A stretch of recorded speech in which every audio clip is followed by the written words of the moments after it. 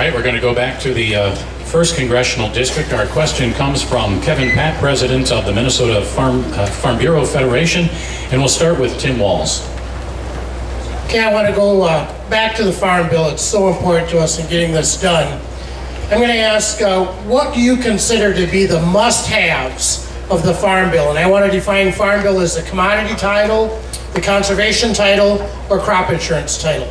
What do you consider the must-haves as part of the Farm Bill as it relates to Minnesota agriculture? Tim Walz. Crop insurance, giving you that certainty. We heard this time and time again, and I think this was a fair critique. In the 2010 elections, with an uncertainty in the marketplace, we kept hearing that Washington needs to provide us certainty. I said everyone in this room can survive a drought, can survive the weather, you can survive the things that nature throws at you. But what you need is to have the certainty, where you can borrow the money, where the markets are going to be, what's the program is going to be. Crop insurance is a public-private partnership. It's a market-driven approach. It allows for certainty. It has all of us having a skin in the game. We benefit from it, and that's what you're asking for. There's many good parts of the Farm Bill, but to not have this component in it, to get itself paid for, to be fiscally responsible, as well as providing that certainty, is going to let everything else will fall like dominoes if that's not there. So for my opinion on this, getting this Farm Bill done is absolutely priority number one. Now keep this in mind. We have 8 days of work scheduled between now and November. 2 of those start at 6:30. That's at night. They're not working to get it done. We're naming post office while the post office are closing. We're arguing about disaster relief when we have a Farm Bill to get passed. Ask us to go work. Mike Parry. Well, thank you very much. I don't know. I sent my 4 letters out and asked them, Congressman Walz, what I think. Well, they never got back to me. So here's the problem. We need the Obama administration and the party that Tim Walz is part of to be friends of agriculture. It's the bottom line. They need to move forward in a positive way. Enough of the rules and the regulations. Enough of the EPA. Let us work with our producers. Don't send a seated senator up to Kimball, Minnesota to talk to Frank Schiefelbein because the EPA, MPCA are cracking down on him because they haven't developed a rule yet. Don't send me down to Mitch Davis's dairy farm because of air quality. When all the regulations, the EPA, and this administration are doing is trying to get rid of production agriculture. It needs to stop, and it needs to stop this November. Quist. Kevin, thank you for the question. I believe the conservation portion and the insurance portion of the Farm Bill are the must-haves. And they make the most sense in a lot of ways. But I'd also like to respond to several of the things that Mr. Walz said, because I think people here want to see where the differences are. I pointed out the extraordinary marriage penalty or marriage tax in the current health care bill. Mr. Walz does not disagree with that. He can't, because what I'm telling you is fact. It's not debatable.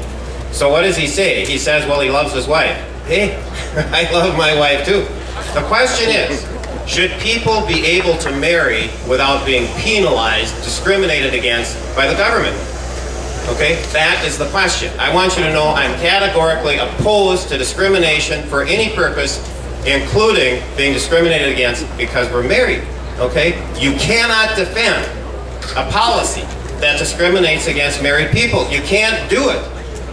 Now, when I get a chance, I want to talk more about how the food stamp program is broken. Hang on, that's going to come in the last 2 minutes, if not before. All right, back to the 7th and 2nd Congressional District. Doug Peterson, President of the Minnesota Farmers Union, and the first question will be answered by Colin Peterson. Thank you. I just had one of our members from southern Minnesota give me a question, and it wasn't one of the questions I prepared, but I think it's an important question. It deals with the post office. The Congress has passed a bill requiring that they pay forward or the future benefits up front. I want to know what the disposition of the post office and where are you going to protect rural people in receiving the mail? Colin Peterson. Well, you know, the Postal Service was threatening to close a number of rural small post offices. I immediately signed on to a letter with a lot of other people, bipartisan letter. We had bills introduced, the Senate worked on this.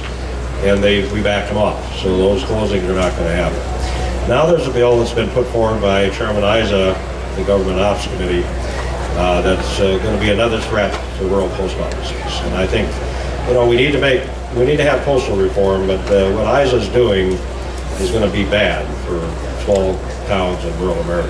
And I'm going to do whatever I can to make sure that we keep these small post offices operating. In a lot of these towns, that's what holds us together, and frankly, if you don't have a post office in some of these places, you're going to drive 20, 30 miles, to get your mail, if you don't have rural carriers. So we need to keep this together. We need to do something, but what's been put forward so far by ISA is a wrong solution. Lee Byberg. We live in what Bill Ingebretson, senator from Minnesota, calls better Minnesota, out here in central western Minnesota. And I think to maintain these local communities, we need to make sure we have the proper infrastructure.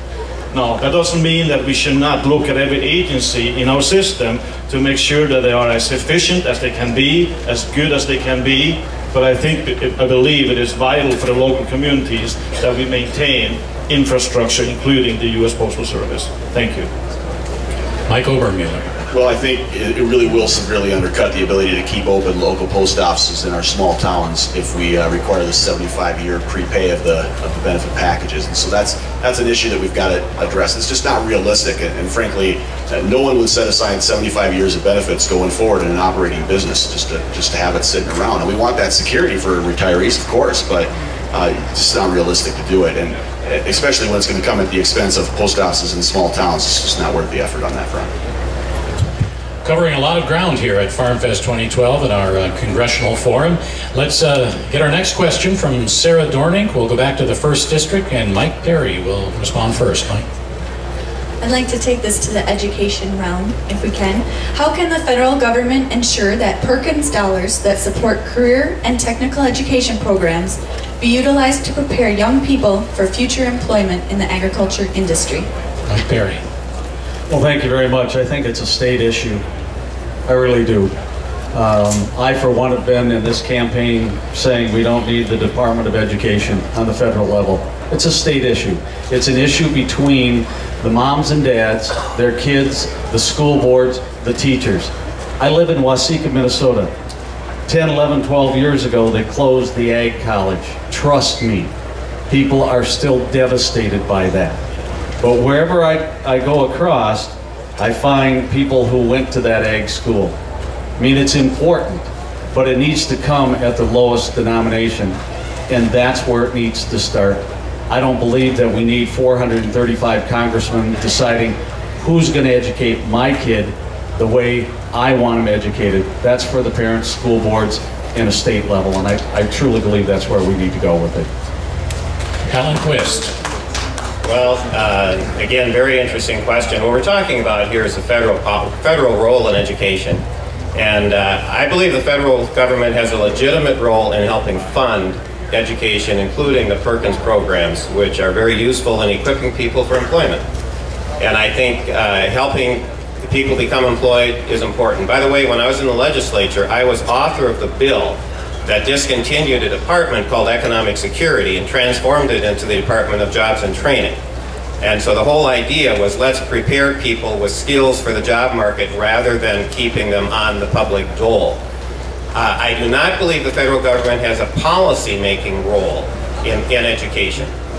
It has a funding role, not a policy-making role. And I think that the proper interpretation of the Constitution, and I want everybody here to know I'm a stickler on the Constitution. When I take an oath to uphold it, I mean that. The Constitution allows for funding. It does not allow for policy making on the part of the federal government. So that's the distinction that I draw. Tim Walz. Well, I think on this, you're going to see the three of us are fairly close. I think Alan's answer is thoughtful on that. I think that that's true. I think we, though, have to make the case to make sure we all understand in this room that education is the key to our children's future, making sure that it's funded correctly. We've watched in the last 10 years, wages have actually dropped $2,000 and college costs have tripled, healthcare costs have doubled. So the middle class, that equality of opportunity, nobody's asking for equality of outcomes, we're asking for equality of opportunities. And this is where the Perkins grants go in. I think they make smart on the top end to make sure we get the best and brightest there. I think making those local decisions, I'm one of 2 members of Congress that's ever taught under No Child Left Behind.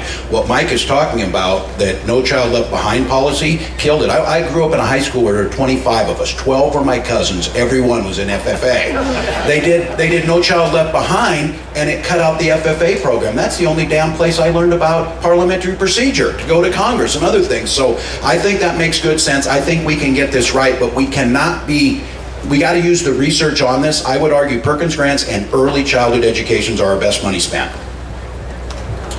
We have time for one more question before we take our last break, and we are going to have final comments from all the candidates here as we wrap up our program in just a bit. But we're back to the 7th and 2nd Congressional District now. John Magus of the Minnesota Corn Growers Association has the next question, and our first respondent, Lee Byberg.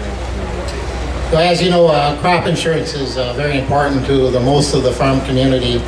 The crop insurance has been cut over $12 billion in the last 4 years. Would you oppose any further cuts to crop insurance? Lee Byberg.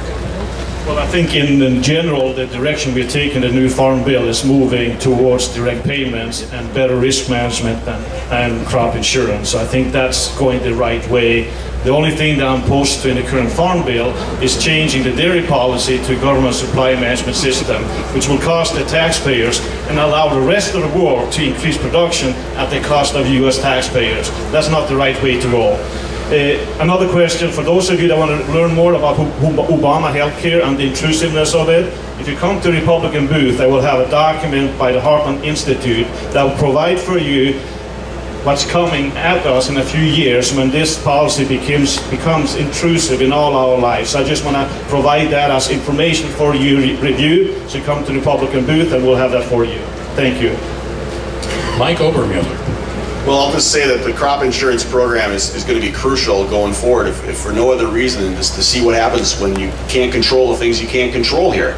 I mean, so the cuts that have happened have been kind of undermining the actual system that we need in place here, which is essentially a plan that lets you plan for the risk that you can control and have some backstop from our programs that for the things you can't control. And the cuts that are going there are bad policy, in my opinion. We're going to have to do something here, of course. Now, the farm bill that's been passed out of the Senate and the farm bill that passed out of the House committee, bipartisan efforts. Not everything in there I agree with, but we got to find some solutions here. So there are going to probably be some cuts in that. I recognize it. We need to do it on a bipartisan basis, and we need to actually get it passed.